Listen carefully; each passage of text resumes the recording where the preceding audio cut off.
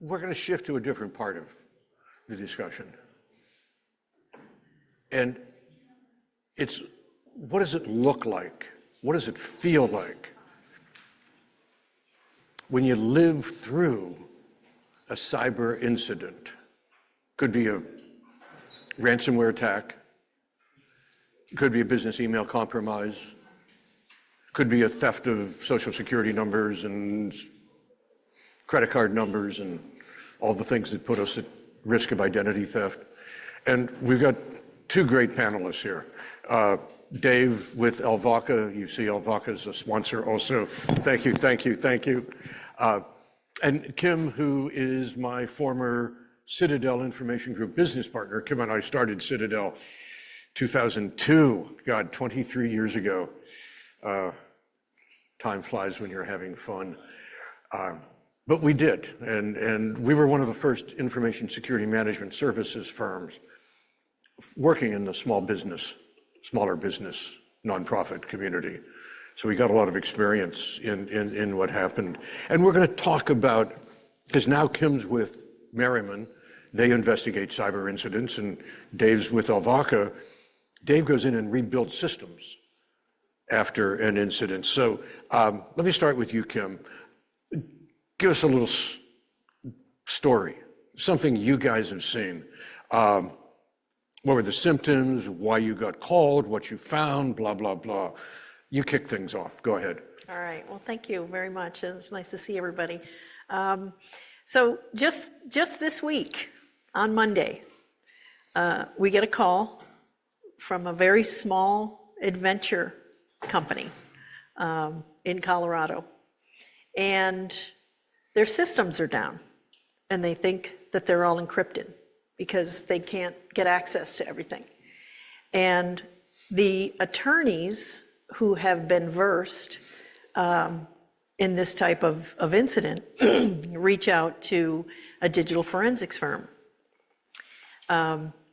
And we get on the phone, the attorney's on the phone, the owner's on the phone, and the two IT guys are on the phone. And we're starting to rapid fire ask questions about logs, and when did it happen, and what did you do, and who did you notify? And these two individuals, have never been in this position before. They've never had to address an incident like this. And so their emotion, first of all, is very, very nervous. You can tell it in their voice, you can tell it in the choppy answers. And so we have to ensure to calm them down and to yet have answers to these questions so that we can shut things down and contain. As most of you may know, incident response is protecting and identifying and then containing.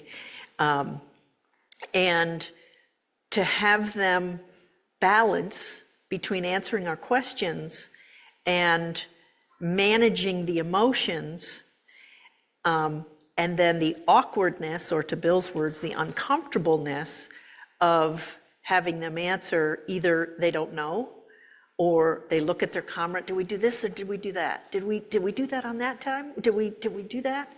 Were we supposed to do that? And it just escalates, the emotion escalates, the uncomfortableness, the awkwardness escalates from there. And finally, at the end, we have to say sometimes to the attorneys, sorry, we don't have any evidence for you. We can't, we don't know where to go, right? We don't know what happened. We don't know the sequence of events that happened. And then, so what do? Right? Do you call in an Alvaca who can help have a team that understands how to deal with emotion, that understands and has a playbook that they follow? And that's just the first phone call. And these incidents can take days, right? We ask you, can you get us the logs? Well, how do I do that? Where do I go? What logs? And we say, well, all the logs, right? We need all of them. What logs do you have? Do you have firewalls? Do you have SIMs? Do you have, what information do you have? And it's like pulling teeth sometimes to try to get this. And so the emotion of these incidents is what is a lot of times the biggest challenge, to be able to calm people down. I had another client years ago where they called me on the phone and they said, the FBI just called me and they're going to show up in the next 30 minutes because they say there's stuff coming out of our network that's involved in a completely different case that they're working on, right? It's this emotion because people have never been in that situation before. So they're very, yeah, you just hold on this, if you would, I mean, we may never call on you. Don't worry about it. But I want to have Dave, you pick up the story and give us, from your perspective, what some of the things you've seen when you walk into a company that's been hit. You know, what were the symptoms? Why? How did you get called? And what did you find? Well, there's a couple of scenarios. One is when we get that call on the first, immediately there's been an issue and we get in within an hour of the attack having occurred, and then we can have those conversations with the clients and kind of get them on the right track in terms of, hey, disconnect from the internet, capture your logs, don't overwrite, don't shut systems off, don't overwrite things. So that's one scenario. The other scenario is that, like, I've got a case that we just kicked off at 10 with our team where they had an event 2 weeks ago, and they have been struggling, trying to get back up and running, and they're going nowhere fast, and then they finally just throw up a white flag. It's like, at this rate, we'll never get back up, because they're casting around, not knowing what to do. Those are challenging because there's a lot of blunders that you can make in a case, such as overwriting data, but they'll get to a point and they realize, especially from a technical perspective, IT guys are very familiar how to transform systems, install systems. They don't really understand what are the sequence of events and things to do and not to do in an event. And then they realize, okay, we're not going anywhere, and we'll be down for a month if we don't accelerate this. So those are the cases where they realize that we're going to need some outside help. But by that time, they're from an emotional perspective, they're exhausted by the whole thing, and then they're a bit resigned that, okay, this is a bigger event than we had initially realized. So It's interesting, as I listened to both of you, and that emotional context becomes so important. It reminds me of a story you told when we had the client where the person in HR got an email thinking it was from the president saying, send me the social security numbers or whatever of all of our people, and it was a phishing attack. All those social security numbers went out the door. And I remember you coming back from that discussion with the HR person, talking to me about, she was in tears over that's the individual emotional impact of all of it. Dave, you just talked about the same thing. Thinking of readiness and, particularly when we don't expect something to happen and it happens and it's negative, emotionally it can be very traumatic. How prepared are these organizations? I mean, you mentioned they'd never seen anything like this before. Dave, is that true as well, often with the company? Yeah, I would say we have not. I've done about 300 ransomware restorations. People say, well, do they have an IR plan that they're running from, or do they have a business continuity plan? And the answer is no. And now this is selection bias, because I think that organizations that put in place an IR plan don't get hit in the first place because they do other things that make them more resilient. But generally, they do not have any kind of an incident response plan. That's one of the reasons why they're not really sure what the sequence of events are. Is there an understanding, and either of you jump in on this, as that attack happens, as they begin to see it and try to recover from it, that they have a sensitivity to what events caused allowed the attack to happen? I don't want to say caused it, but allowed it to happen, Kim, Dave? Well, I think sometimes it's pretty easy. Somebody clicked on a link and something got locked up, right? Yeah. But other times it's not. We had, for example, a CPA firm where one of the tax accountants sold her phone on eBay and didn't wipe it. And so all of the second factor authentication was still enabled. All of the access to Outlook and email and whatever else she had access to on her phone of the business was readily available. And it took days to try to figure this out and track it down. And it started with the client calling their partner at the CPA firm. It wasn't even a technical discussion. It started with, we're starting to get bills from a vendor that we've never paid, but the vendor's real in our system, and there's activity in our system, and all the people associated with the account in the vendor are all real people.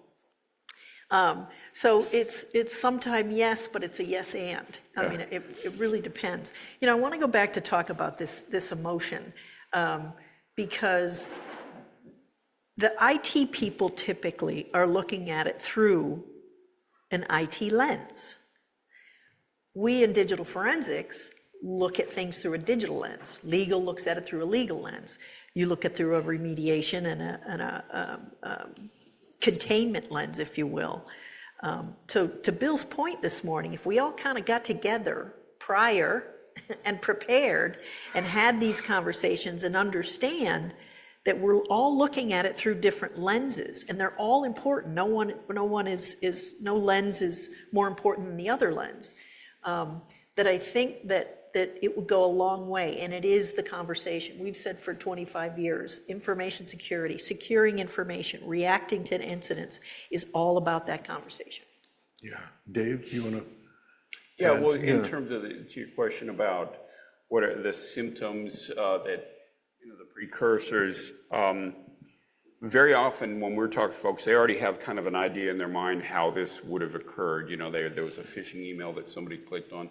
Sometimes somebody clicks on a phishing email, and after Kim's group does the forensics, it turns out that was just coincidental, but what a correlation is not causation.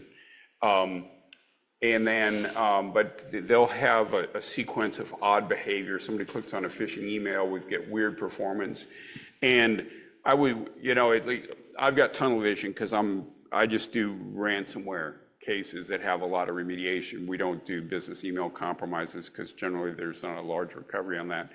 But, and what I like is when they've got kind of a hair trigger, it's like, I don't know what's going on, but it seems weird. Let's, pull the fire alarm. And so in about 10% of the cases, these ransomware attacks take time. The bad guys are in for a series of weeks. And so as soon as they spot something that seems odd, when we can get in there before the ransomware has been detonated, that happens about 10% of the case. I call that encryptus interruptus.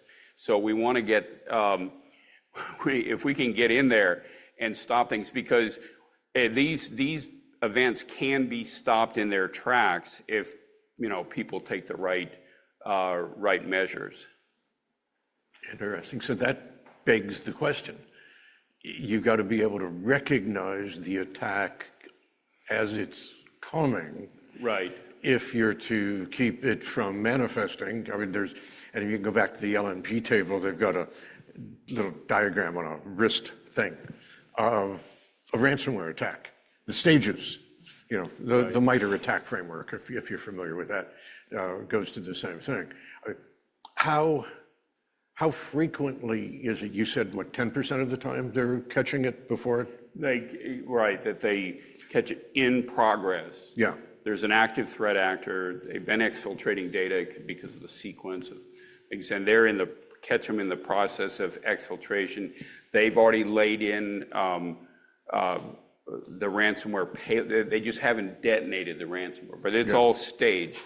And we've had some where it's like, man, I'm sure glad we got in here, because 2 hours from now it was about to get real. Yeah. So those are really fortunate, and so the security monitoring oftentimes is how they catch that through their EDR software. Yeah. And when you come into an attack, so there's ransomware, the system's down. On average, how long does it take until you're able to, the business is able to recover? What do the situations look like when they're not able to recover? So, so I think the industry averages, and LMG should be able to give some answers to this as well, but the industry averages, when you talk to insurance carriers and breach counsel, it takes way longer than we think it should. So if somebody's able to recover from backups, then the industry average is 12 days before. And then, of course, we're doing things to try to really accelerate that, get key applications back up, get the systems contained. If it turns out they're unable to recover from their backup systems, and they have to actually negotiate and purchase a decryption key from the threat actor, then it's 19 days. And it's the process of negotiating the ransom, receiving the decryption keys, preparing for that decryption work stream, and going through that is quite the root canal. And so sometimes a CEO's like, hey, we're recovering from backups. Let's go ahead and just pay the ransom and do that because we want to speed things up. And so we'll say, well, it's actually not going to speed things up. It's not like entering in a password and we're back up and running. It's quite a devastating, damaging attack to restore these systems, before we even get into decrypting data. So that's 19 days. So quite the long period. And it's the real impact to the business is the business interruption. Yeah. The folks that are the healthcare and manufacturing, they're not manufacturing, they're not shipping products. It's extremely disruptive to the business. Yeah. Yeah. Yeah. And think about what happens. It's someone in IT figures something out, and then they notify someone, a manager or CIO, or maybe they go to the CEO, and the CEO goes, well, do we know anybody that can do this? And then they call one of their buddies, and their buddies goes, yeah, there's a company over here. And then you get that person and you try to figure more stuff out, and then you get the digital forensics firm, and then the digital forensics firm can't negotiate, so we need to get a lawyer who knows how to negotiate, but then there's cyber insurance that has to get involved, and so it takes more and more and more time that adds up to these 19 days. This is what my current business partner, Joe, says, it's your worst nightmare. It's your worst day in business, is having to try to call the firefighters and call the people on that day that you're in the middle of it. And then, by the way, while you're taking all this time, the ransomware people are upping the ransom. If you don't get back to us within 48 hours, it's going to double. So it went from $1 million ransom to $2 million ransom. And then who knows how to negotiate? And if you know how a contact of how to negotiate with a cyber criminal, and should you do that because your insurance company says you got to do this, this, and this. So it can take a really long time. One that we worked on, which was upwards of, I think, 60 servers. It was ginormous. That took us, weeks and weeks and weeks to try to. In the meantime, it's a food manufacturer or distributor, their freezers and their refrigerators that had all this food that was going to spoil, and what do they do? And yeah, well, and so I'll call out that the most important we all have different roles, but the breach counsel attorneys really can bring order to the chaos because they've seen this, they understand, an entire case. What are the order? What's the sequence that should be followed? What are the considerations around exfiltration, notification obligations? And running a case. So that's the benefit, I think, of breach counsel is they've been through hundreds of these cases or more, and they can act, they can reassure the owner and put in place a plan and bring in the right professionals at the right time. And since they've been through this so many times. So when I get a call, I mean, I literally will, because we'll get calls in through our hotline, and sometimes they're at 2 a.m, and I'm on the call. I can hear that it's an IT guy. He's in the data center. I can hear the fans going, and he's calling around desperately, seeing is there any way that you can brute force decrypt a cure, right? And he's looking for a decryptor. And so then I have to take him through let's talk about the technical. And unfortunately for this, variant, there's no publicly available decryptor. And then I have to persuade the, because IT guys, it's like, we got to get this done by 8 o'clock because the executive's coming in and I don't want him, what he doesn't know won't hurt him. And it's like, no, all right, you're going to have to bring them into the conversation. There's a lot of non-technical aspects here. And so then I have to persuade the IT guys, okay, you got to notify your executives and let's get everybody talking at 9 o'clock in the morning, 8 o'clock in the morning with a team, a breach counsel and forensics. And so we go through that quite a bit. But I live in the technical world rather than the legal world. Yeah. Think about the IT folks. What is their job? When stuff happens, they fix it, right? It's back there in that, whatever Bill said that part of the brain was, right? It's habitual. It's down, we fix. It's down, we fix. Nowhere in that consciousness is, should I bring in a team? Nowhere in that consciousness is there something bigger here than just fixing the problem, right? They're not allowing the business the opportunity to reduce the risk. They're focused solely on getting things back up and running. And so it's critical to have this prepared ahead of time and have a prepared team. And it goes back to what Bill was saying. How many people got a go bag? Not many. How many people are prepared for this? How many IT people have ever been through this and prepared for it? It's not. So we've got to make that connection between the business and the technical guys. And I hear in what you said, both of you as well, when you talk about it being their worst nightmare, and you talk about, we got to get it fixed by 8 a.m. because the executives are going to come in.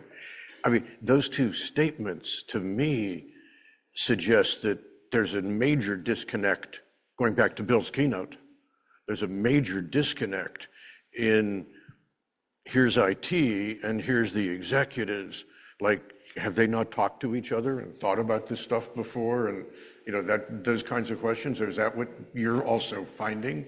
That reality that there's, oh, you're IT, you'll take care of it. We expect you to take care of it. Go do your thing. Don't bother us. We're busy growing the company. And then stuff happens. Well, I think it's I remember early on in my career, back in the late 90s as a CIO, and the owner came to me and said, are we secure? And as an IT person, I said, yes, we are. We have firewalls that I personally configured. We have antivirus that we run. We have backups that I take home off-site. I thought I was doing all the right things. And that's the challenge, is that business still looks as if it's IT's problem.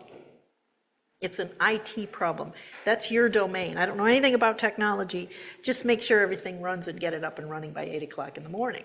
And to Bill's point, they don't know how to say, well, let's talk about what that means, right? How long can we be down? Can you give me an hour? Can you give me 2 hours, right? Those conversations don't happen unless the IT people are authoritative enough or they have a trust relationship with the C-suite. Then those conversations do happen to the justification of the IT folks. They're trying to communicate. They just don't know necessarily how to communicate, right? Because the CEO's got lots of other things on their mind. Yeah, I see, Dave, you're nodding your head. Well, there's always been a gap for 30 years. It's just that the game has changed in the last 3 or 4 years because, 7, 8 years ago, if a system had a virus on it or something like this, then the IT could clean it up, and it really wasn't impactful to the business. And even 6, 7 years ago, the ransomware attacks weren't that devastating. And what's happened is, and so from the business perspective, they've been, it's kind of out of sight, out of mind. IT is handling it, and there hasn't been, the consequences haven't been as high. And what's happened is in the last 3 or 4 years, it's become far more lucrative for the criminals, and there's always been that disconnect between IT and business, and it's taken some time for business to understand the importance and the implications of an attack. And I think it's really, we say, well, we need to educate the business, and I really think it needs to come top down from my perspective. Oh, yeah. Yeah, and I think as well to the people here, and I'll come to you in a second, but to the people here who are not technical as well, getting allies like the cyber coaches, the attorneys, even bankers and others, to help amplify that message, I think becomes a very valuable piece of this, along with what you're saying. Go ahead, question, yeah. Yeah. So, Kim, you mentioned that emotions were running high. What emotions exactly? The owners want answers right now, right? Anxiety. Anxiety. I need to know what's going on so I can make more decisions. Certainly the IT folks, right? They've got a group of people looking at them, literally in the room or over Zoom now, looking at them and asking them questions. What about this? And what about this? And have you done this? And what have you done there? So they're under the gun. It's very awkward to use and uncomfortable to use your words of this morning. We have a job. We're trained to be calm and have our voices be calm during it. But there's a lot of emotion in these types of incidents. They map to the 7 stages of grief, denial, and then anger and bargaining, shock, acceptance, in about 24 hours. So there's another side to the whole, I've got a whole other talk prepared, but I'm not going to do it, about emotional intelligence. Because now the other side of expressing emotions is managing emotions. And that's what you're asked to do, really. Mm-hmm. And using your, not just logic, but your ability to direct their emotions, to control their emotions, because emotional intelligence is all about understanding what your emotions are and not acting on them when it's inappropriate. And you have the responsibility to divert the conversation and reduce the temperature in the room. And it seems to me like that's a really important element of you being able to do your job. Absolutely. We have to build trust in a short period of time when everybody's freaking out. And so, your point about walking through the person over the phone at 2:00 in the morning, and, we convey, we're not here to take your job. We're not here to judge you. Stuff happens. We see this every single day. Right. This is not new, what you're going through to us. So we're a lot calmer, and we can build that trust with the IT folks that says, we're here to help you get the information that these guys need. We're here to help you get things back up and running, but we need things too. We need A, B, and C. We need the logs. We need the IP addresses. We need the map of your network. A story just popped into my mind is an incident occurred, systems were down, and we asked for all of the systems. We need to know the entirety of your network and the devices.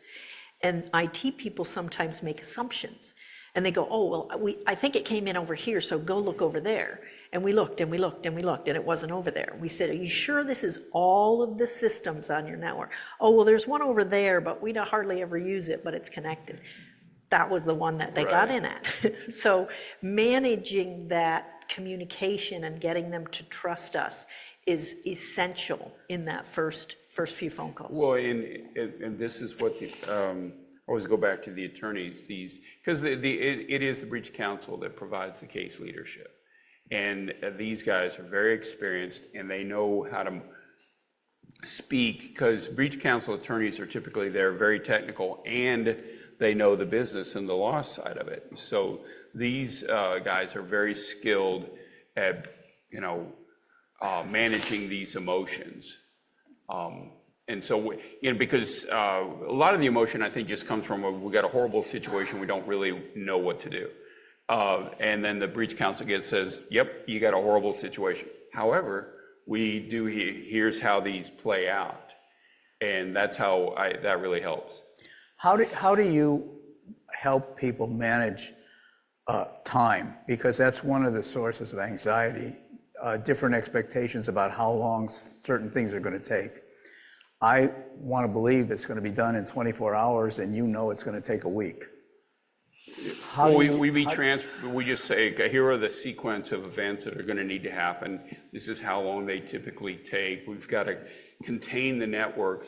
People are really stressed out when they work for 2 weeks and then they get re-attacked, and then it's a do-over. So you've got to contain, secure this network. But by giving people a timeline, here are all the things that we can do. And then, at least for us, we're able to bring in multiple team members to work in parallel. So then the IT guys can see, hey, wait a minute, this is getting done way faster than I could have. And one of the things we'll do is, usually we get, even in the beginning, the IT guys have been awake for 24 hours. And so, because they don't want to, it's a terrible situation, they don't want to go home and go to sleep. But once they get kicked off, they can see that a restoration is occurring. Then it's like, all right, you guys haven't slept for literally 30 hours. Go get 6 or 8 hours of sleep. We'll work through the night, right? And then that helps reassure. So it's like, okay, finally we're making some progress here. So, right. Has gone back up. Yeah. Because some of it just comes from exhaustion. Yeah. So getting those guys to take time off is helpful. Yeah. laying out the expectations. Yeah. We're going to do this, then they're going to do this, then they're going to give us this, then we're going to do this. And it usually takes this long. It may take this long. Yeah. Overpromise or underpromise and overdeliver. Right. Yeah. No, I hear you, and I reflect back. I just recently had some surgery, and the surgeon and the anesthesiologist, the same way. They came in and they explained, this is going to happen, this is, blah, blah, blah, blah, blah. Right. And it was calming. I had expectations of what to expect. I'm about to ask Mr. Lamb for his questions. I don't have expectations on what he's going to ask, but go ahead, David. Brace yourself. Right. You were very patient. First of all, my condolences to everyone for having to hear you talk, Stan. Totally understand. So, it never changes, that's right, Megan. Not in 20 years, Mr. Lamb. Yeah, so Kim, we've been talking for 20 years about this, and one of the things I find really interesting is, your ability to go into these difficult situations and bring the calm and bring the path. Can you talk a little bit, apropos to what Bill said, how often are you seeing people change behaviors even after you respond to an incident? And in the cases where they do, what's the differential? They change. They change. You mean after, a After month the dust after the is case? settled, after the dust is settled, now they understand. Now it is visceral. Now it is something that, the CEO lost $800,000 out of his operating account for his business, and he had to take a mortgage out on his home to get the $800,000 back in so he could still run his business until the insurance money or wherever the money's going to come from. He was on board like that. He's like, what do I got to do so this never happens again? And what happened? And they talk it through. IT people, it's kind of 50-50, right? They're embarrassed or they have their tail tucked between their legs. But if we don't afterwards say, you did everything right? It's okay. We can improve, right? Or they say things like, well, I've been trying to get the CEO to listen and they just don't listen. I've been trying to get, more than an 8-character password. So it is successful afterwards. And then you got the people that just, who cares? Insurance paid for it. We move on. Yeah. So I would say there is a period after an event, which is 1 to 2 months, where people are really motivated, it's fresh in their mind, and they're ready to put in place some changes. And after that period of time, then people tend to revert back to older patterns. So we are getting a number of cases where this is actually the second attack, right? So, year and a half ago, they got hit, they paid a 7-figure ransom. It was extremely painful. And then they reverted back to old patterns, and now it's a do-over with the exact same scenario.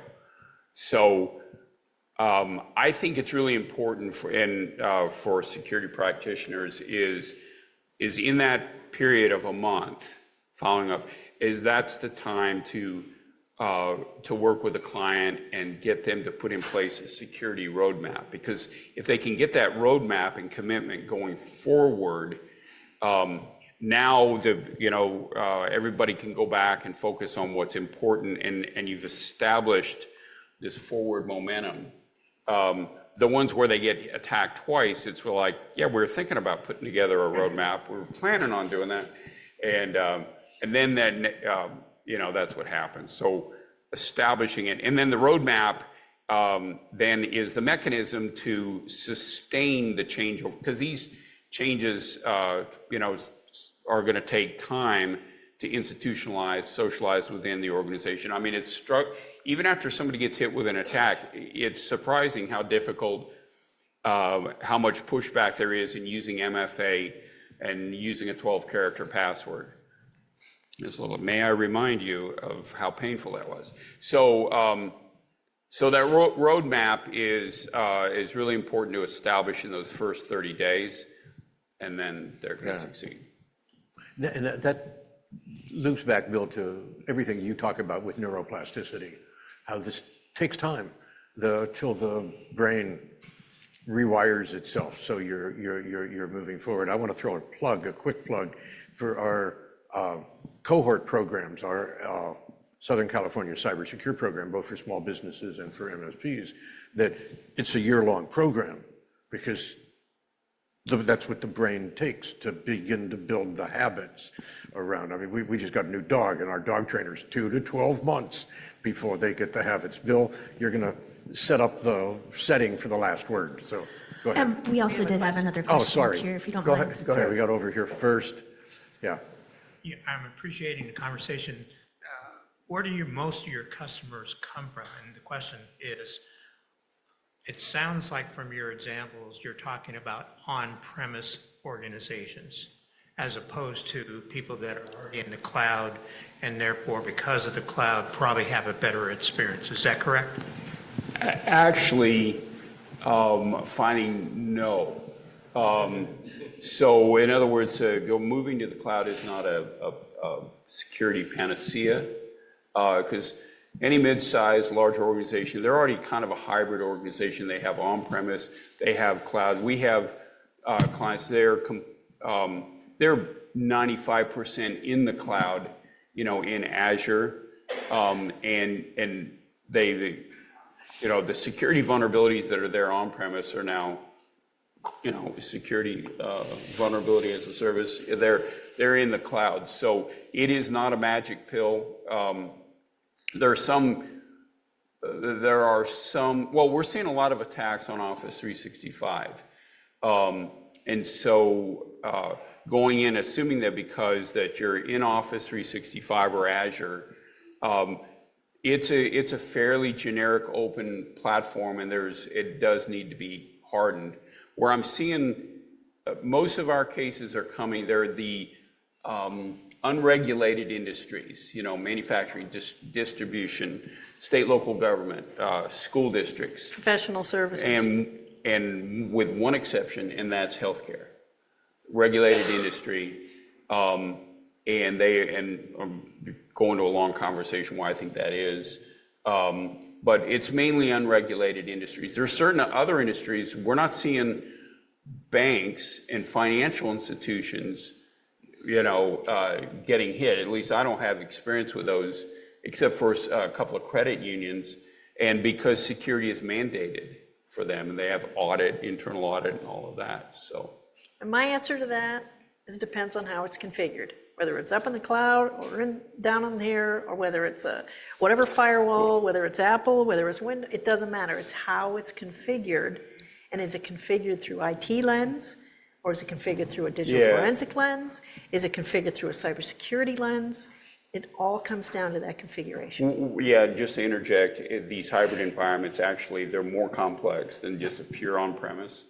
And so they're more challenging from a security perspective. The attack surface is hybrid. Yeah, Bill? What we now know is that the amygdala, the emotional center of our brain, also has a memory. So when the memory of the event goes into the hippocampus, which is our database, but the emotional memory of what happened resides in the amygdala. When those two things come together, you've got a powerful recollection of the experience, and if it's a bad experience, you don't want to repeat it.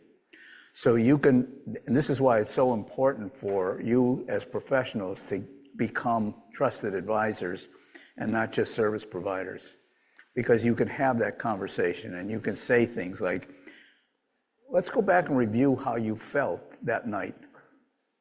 You really want to go through that again? Yeah. Relate it to the emotion of the experience, and you got it. Yeah.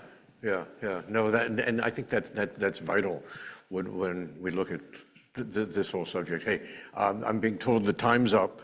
Gods, I want to thank you both, and the questions from even yours, Mr. Lamb, the whole panel. I was just, God, talk about one's worst nightmare. Yeah, that's right. So thank you. We're going to take a break till 11:55. We're going to come back with our first virtual panel. Tony will be leading it with Kirk Harath and Sam Thoma. Both will be joining us remotely on that. So let's take a little break. Network, meet people you don't know. That's the assignment. Get to know them, exchange business cards, do those kinds of things, because you're all part of this village that we are creating. Kim, Dave, thank you both. Thank you so much.